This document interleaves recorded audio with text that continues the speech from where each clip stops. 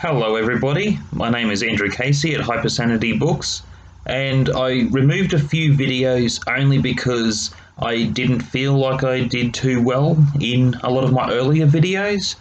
There were a couple conflicts, so for argument's sake, keeping to a point, I took a few down and had some time away from YouTube. I've been busy with work in nursing. There are a lot of things at the moment, as we know, where there is a need for hands-on instead of people working part-time.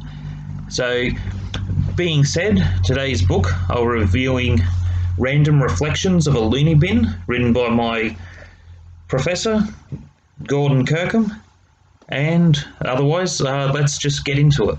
With this particular book, it has an introduction at the beginning, 21 chapters, and a postscript at the end for a bit of an overview. With all being said, the main part with this book is the title.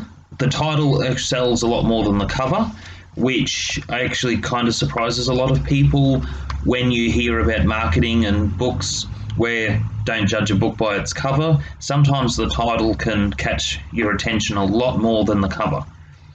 With this book, it starts off at the back of the book and also within the introduction.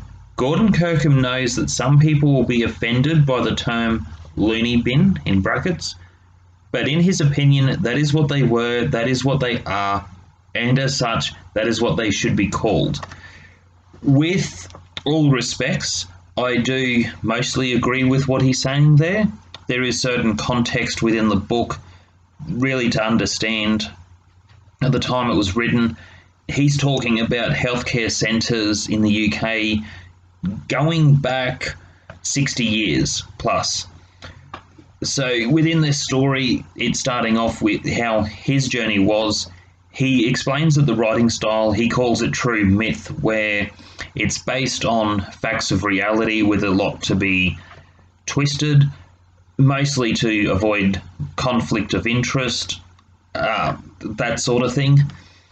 So that all went through a lot of checks with the two books that he wrote to avoid conflict. One thing I do enjoy with this book are the illustrations. I will pull up a couple very soon, but to start off, I cannot pull up this particular image, so I'll just show within the book. Just pay attention to the wheelchair here and here, and people are going for daily exercise. The context, it's called the chain gang. Note the wheelchairs in brackets. With that particular way some facilities were running at the time, people were forced for daily exercise, and some people could not stand for long periods of time and required a wheelchair. Some had different mental health issues, as to the book talks about, and there are other people who have never walked in their life are forced to be in pairs holding on to a particular ladder sequence and go for daily exercise. There were a lot of injuries to this sort of thing happening. Talking to Gordon a little bit more outside of this book, it is quite sad how a lot of society was operating. All being said, there are a lot of vast improvements. There are also a lot of things that are still needing to be improved. However, on the subject within this book, it is an eye-opener to the way certain things were operating. There are a lot of humorous points in the book. I find the illustrations really take you into the setting, or as other nurses have said, it takes them back to their time of nursing. This story is about him going through the education, the early stages as the youngest male nurse at the time. With all being said, it wasn't too common. Nowadays, it's very common. All being said to the story, it is intriguing. The illustrations really do complement it. And just pulling up, this is one on his website. This helps give a little bit of an overview. The name Haley Hospital is changed from his own personal experience. As previously mentioned, he calls his writing style true myth, and it's to avoid any sort of conflict of interest or referring to actual people. First and foremost, this particular book, Gordon acknowledges it's not for everyone. It is mostly targeted primarily for nurses, for students, anyone within a health or mental health profession, or even just an interest. Otherwise, there is some humour through the story that may be intriguing.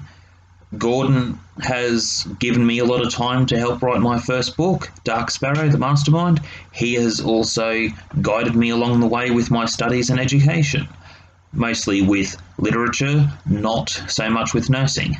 Otherwise, he has worked within nursing, taking university students who are becoming registered nurses through the workplace and other workplaces, where he has a vast range of skills. Otherwise, I have to rate this book 4 out of 5. If you do enjoy a little bit of the humour or want to see a different take on a book, I'd say give this one a go.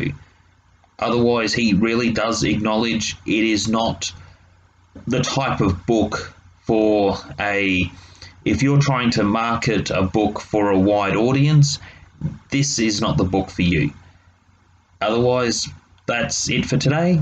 Hit like, subscribe, comment, and I'll be posting some more videos soon.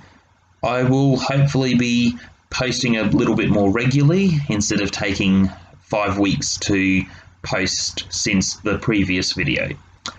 Otherwise, that's it for today, and I'll see you all next time. Bye.